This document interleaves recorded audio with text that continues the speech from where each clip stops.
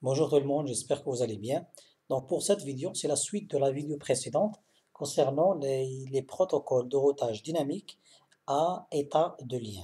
J'ai commencé dans la vidéo précédente une partie théorique de cette catégorie de protocoles. Donc pour cette vidéo, je vais aborder ou attaquer la partie pratique de la configuration OSPF et on va prendre la topologie suivante. Je vais prendre la topologie suivante je vais le configurer, etc. Et comme d'habitude, je vais aller dans le TP pas à pas. Et à chaque fois qu'on a besoin d'explications, des concepts théoriques, je vais basculer vers le Paint pour expliquer via des schémas, etc. Alors, je vais aller directement. Donc, c'est ça la topologie qu'on va le configurer. On va configurer l'OSPF sur R1, R2 et R3. Et on va voir là, par exemple, ici, comme vous le voyez ici, on a par exemple une liaison serrée. C'est R1, il veut communiquer avec c'est R1, il veut communiquer avec ce réseau-là. Ben, là, par la configuration par défaut, aussi on a des liaisons identiques. Le routeur, il va choisir cette route. Ok. Cette route et il est plus rapide. Ok. Donc, si cette route tombe en panne, le système, on va tester tout ça. On va tester tout ça dans le TP. Alors, le protocole, il va choisir la deuxième route. La deuxième route, et comme on a dit que l'OSPF, il utilise des bases de données. Donc, dans la base de données, on a toutes les informations concernant les routes de secours. Et à chaque fois qu'il y a un changement au niveau de la topologie, donc le protocole OSPF, il insère au niveau de la table de routage du routeur, par exemple, dans ce cas-là, pour R1, ok, la table de routage de R1, la deuxième route de secours. Ok, c'est la première route, c'est la route via cette liaison. Ok, et la deuxième route, ça via cette liaison. Donc il va installer par défaut cette route parce qu'il détecte que c'est plus rapide. Mais si cette liaison tombe en panne, il va installer une deuxième route au niveau de la table de routage. Ça, c'est premièrement, ça, ce qu'on va voir. Et deuxièmement, on va jouer sur comme on a dit que ce protocole et utilise comme métrique la bande passante. Comme métrique, c'est le coût. Et le coût, il y a une formule, on va parler de ça à chaque fois qu'on qu'on le trouve dans le TP. Alors, je vais commencer par le TP. C'est ça le schéma qu'on va faire. Moi, j'ai déjà préparé cette topologie. C'est cette topologie. Donc, réaliser la topologie. Je vais lancer le paquet traçat. Le paquet traçat. Donc, on a cette topologie. Tac, tac. Ça passe. J'ai déjà testé ça.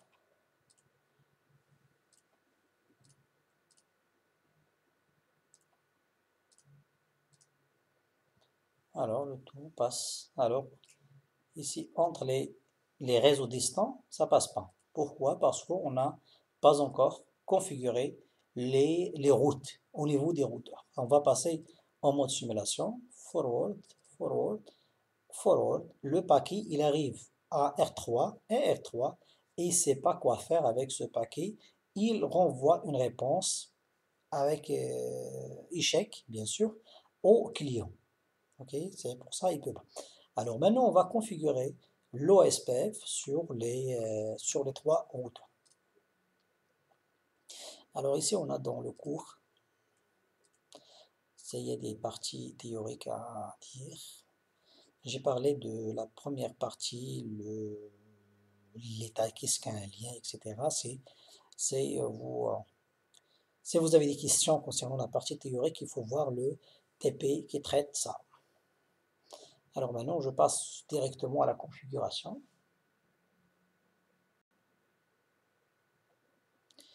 Liaison, l'OSPF, la T, etc.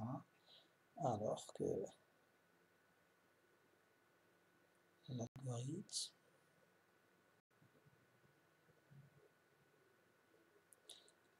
Fonctionnement. Ah oui, la configuration. Donc, l'OSPF, c'est un protocole qu'on peut exécuter plusieurs processus au niveau des routeurs. Par exemple, plusieurs instances. Et chaque instance, il est identifié par un ID. Et cet ID, il est considéré en local. Ça veut dire que je peux configurer le processus 1 sur le routeur 1, le processus 1 sur le routeur 2, le processus 1 sur le routeur 3. Ça change pas. Ça change pas parce que ce protocole, il s'applique localement. Alors, donc pour accéder à la configuration, il faut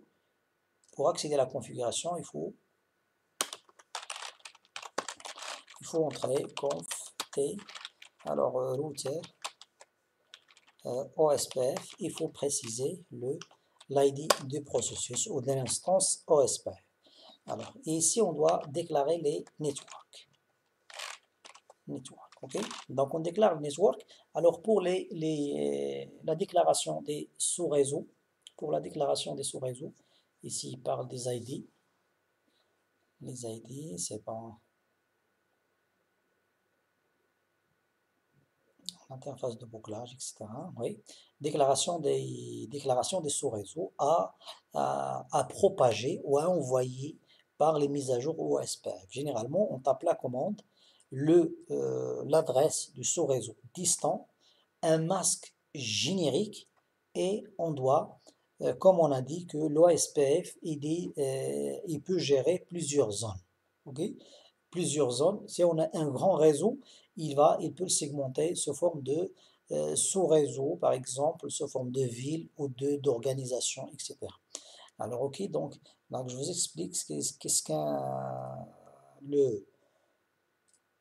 le masque générique. Donc, généralement, c'est ça la commande. Alors, network. Alors, par exemple, on suppose qu'on a ce réseau distant,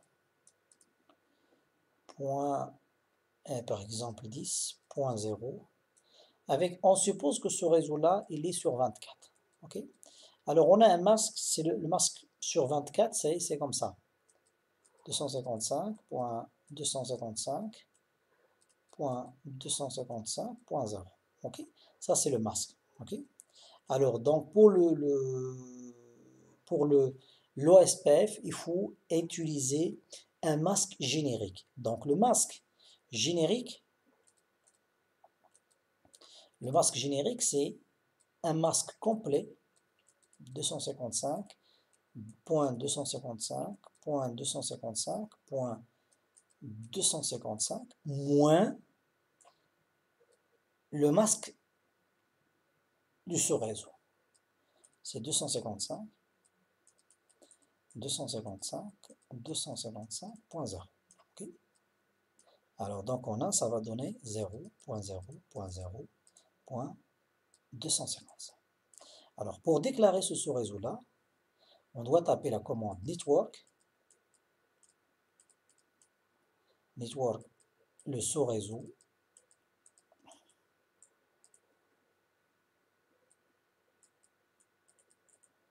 avec un masque le masque générique c'est 0.0.0.255, ok, et à la fin, il faut préciser l'area.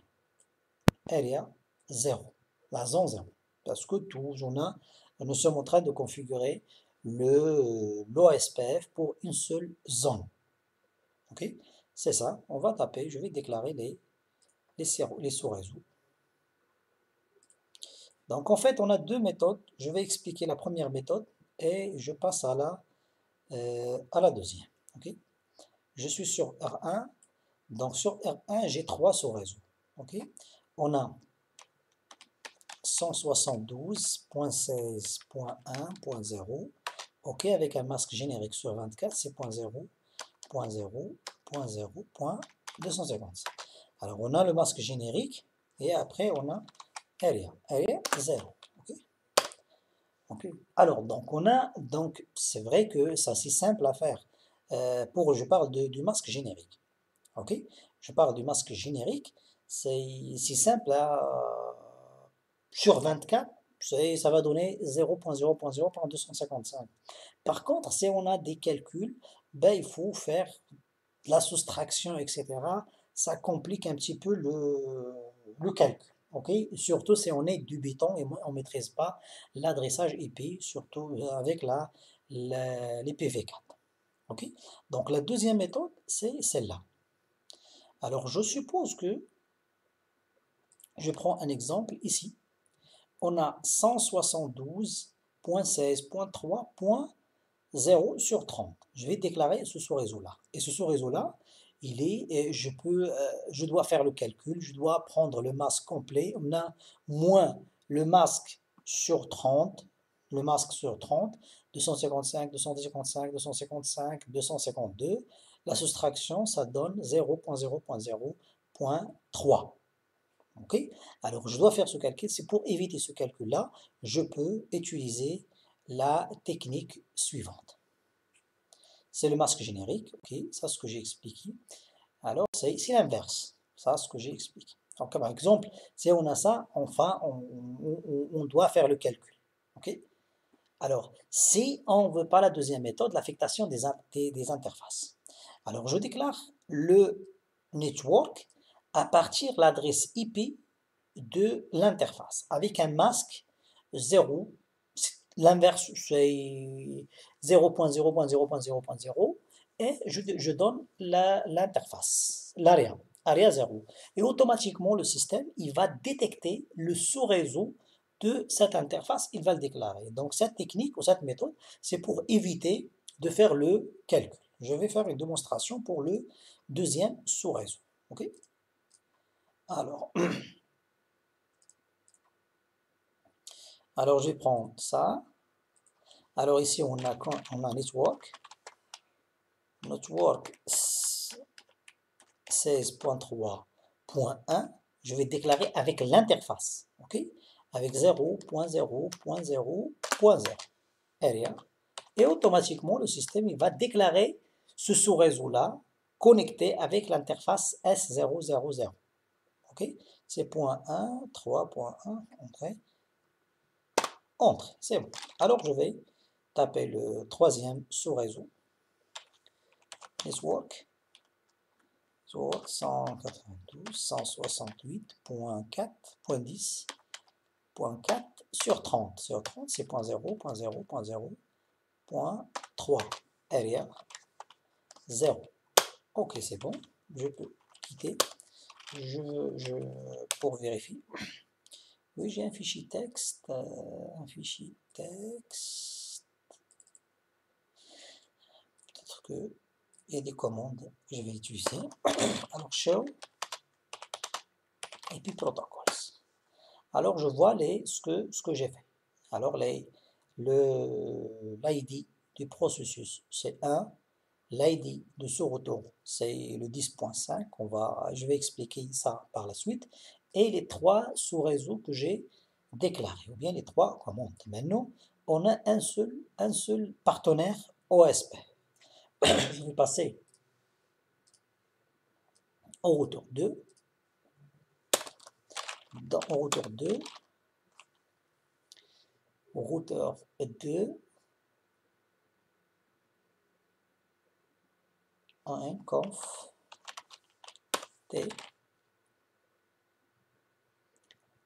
t, alors OSP, router, OSP, OSPF, donc 1, ça c'est l'ID du processus, peu importe, il faut juste mémoriser l'ID de ce processus-là. Ça veut dire, si j'ai commencé la configuration avec le 1, je l'utilise le 1. C'est par rapport au routeur que je suis en train de configurer. Alors, network, je déclare le 160, le premier, point 2.0, le masque générique sur 24, c'est 255. Ok, area, on a une seule zone, 0. Ok, network. Je vais déclarer le deuxième sous-réseau 3.0 .0.0.3. Area 0. OK. Alors le troisième, je déclare le 192.168.10.8 sur 30, c'est .0.0 avec le masque générique .0, .3. Area 0. OK. Tac, tac, tac, tac, 0, 0, 0, 0, etc. Je pense que c'est bon. OK. Donc, comme vous le voyez ici, il est en train de récupérer la mise à jour à partir d'autres routeurs. Alors, je pense que c'est bon. And show IP protocols. Bah, comme vous le voyez ici, on a deux partenaires et on a les trois sous-réseaux qu'on a déclarés, l'ID du processus et l'ID du routeur. L'ID du routeur qui participe dans la mise à jour ou dans l'échange d'informations dans la topologie de l'OSPF. Alors, je vais passer au routeur. Alors, dès maintenant, je peux voir la table de routage. Ici, on a le O. Le O, ça veut dire que c'est un sous-réseau récupéré par l'OSPF, comme vous le voyez ici. On a je vais parler de ça après. Et comme vous le voyez, le R3, il n'est pas encore configuré. On n'a que les sous-réseaux connectés directement. Et on a trois sous-réseaux connectés directement avec le R3. Je vais passer à la configuration. Alors ouais, connecté. Alors on a le premier sous-réseau, c'est router d'abord, router OSPF 1 network 192.168.1.0 sur 24. C'est ça, area 0. Je vais m'assurer de ce réseau, c'est 1.0.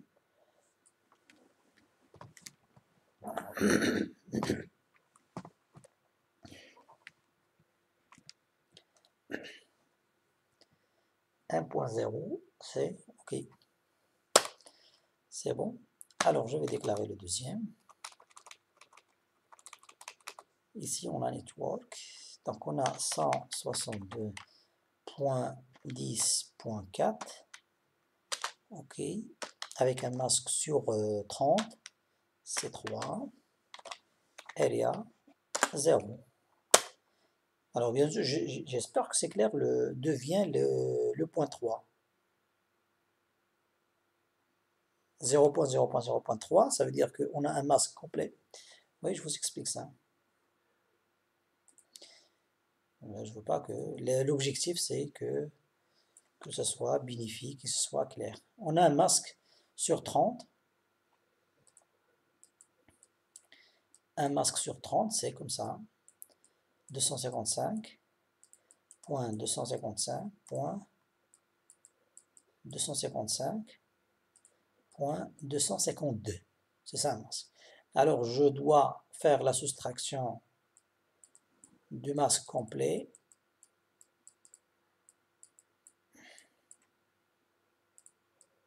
« 255. Alors ça, moins ça. Le résultat, ou bien je vais moins 255.255.252. Là, si je fais la soustraction, c'est 0.0.0.3. C'est ça pour savoir comment. Alors, je dois déclarer le troisième sous-réseau. Alors, le troisième, c'est ça. Le troisième, c'est 192.168.10.8.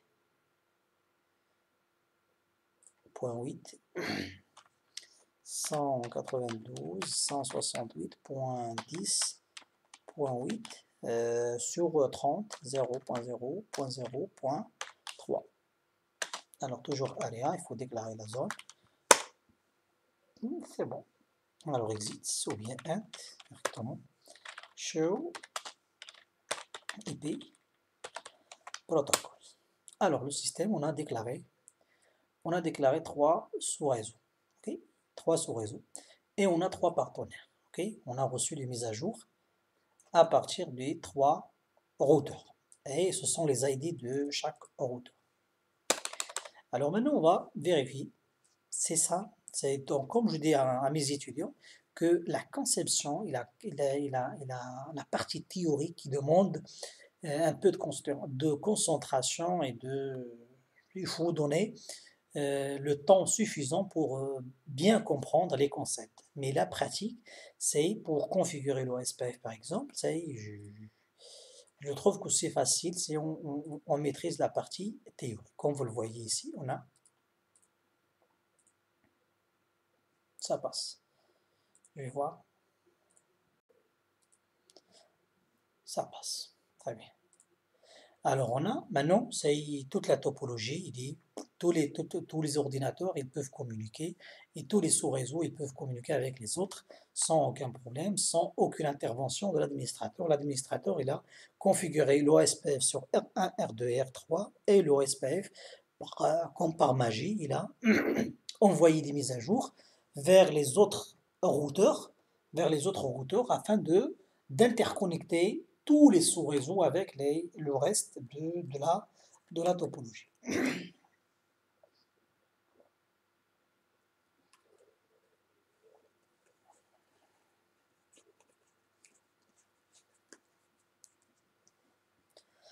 Alors, je vais passer au TP. Donc, le TP, il dit que configurer l'OSPF sur les 3 réseaux, les 3 routeurs.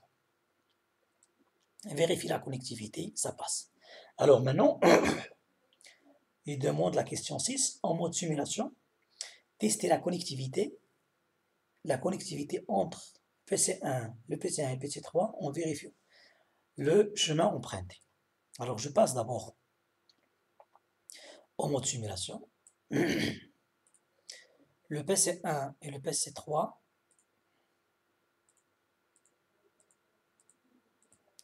donc le système il choisit cette route. Pourquoi? On va voir dans la suite du TP. Alors ici, le système dans le TP il demande désactiver l'interface 0001. Cette interface. Je vais désactiver cette interface. Comme ça. 0. Alors 0. C'est 0001. OK. OK. Et maintenant, je refais le même test. Capture.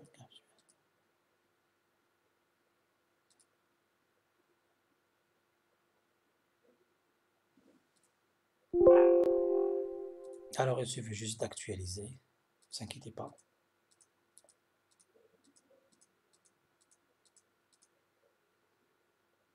C'est bon? Donc, le système, on a la tolérance au panne. Si on a désactivé cette interface, le système, il a emprunté, il a installé la deuxième route au niveau de la table de routage. Je vous montre ça. Alors, on va voir maintenant alors, ici, la table de routage. Allez, pour atteindre le 192.168.1.0 sur 24. Oui, c'est ça.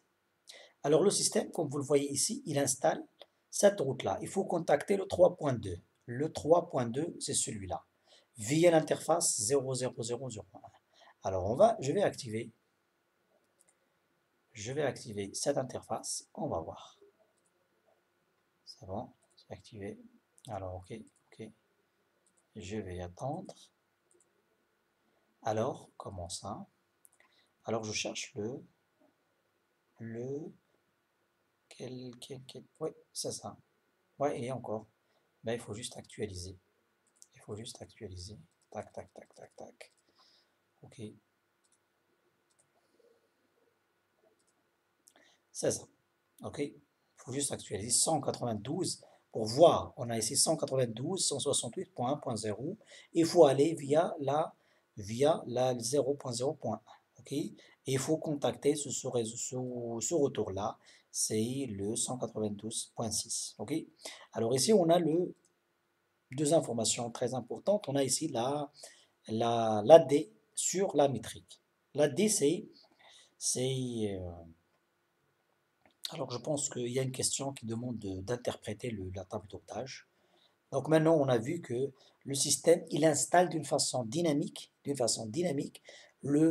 des routes au niveau de la table de routage.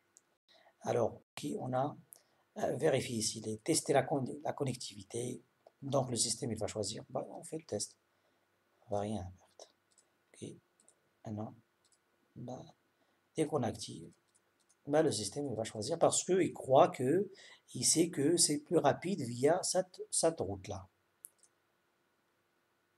Alors pour ne pas oublier, je dois sauvegarder là ce que j'ai fait comme configuration. Alors, and rights.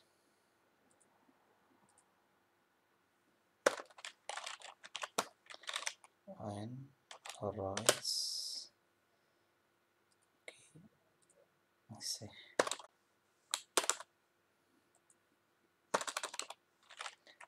and rights. C'est bon. C'est sauvegardé. Je vais sauvegarder carrément la topologie. TP list 3. Alors c'est bon. Alors le système il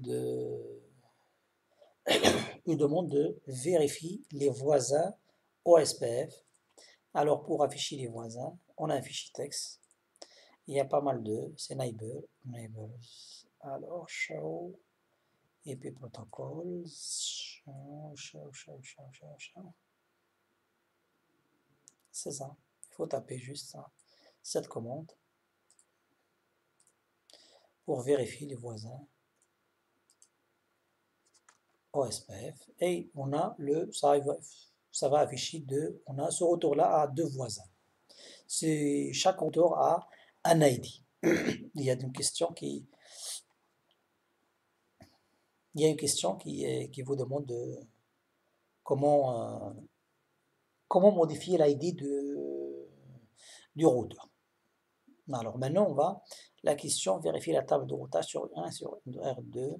Ok, ça ce qui est très important, ce qu'on doit. Alors ici, on a sur R1. Donc généralement, ce qu'on doit trouver, on doit trouver R1 et il va récupérer via l'OSPF le sous-réseau distant 2.0, le sous-réseau 10.8 et le sous-réseau 1.0. Donc on doit trouver trois entrées pour les trois sous-réseaux.